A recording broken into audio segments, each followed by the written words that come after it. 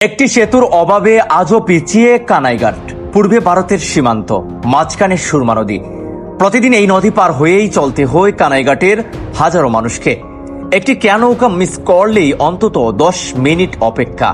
এভাবেই প্রতিদিনই নষ্ট হচ্ছে মূল্যবান সময়, বাড়ছে দুর্ভোগ।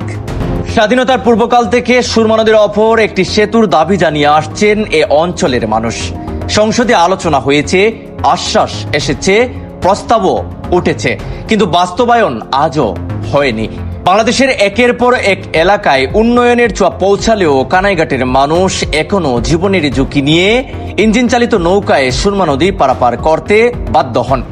একটি সেতুর অভাব শুধুমাত্র যাতায়াতের কষ্টই নয়, এটি শিক্ষা, চিকিৎসা, ব্যবসা বাণিজ্য, জরুরি সেবা ও সীমান্ত এলাকার উন্নয়নের পথেও বড় বাধা।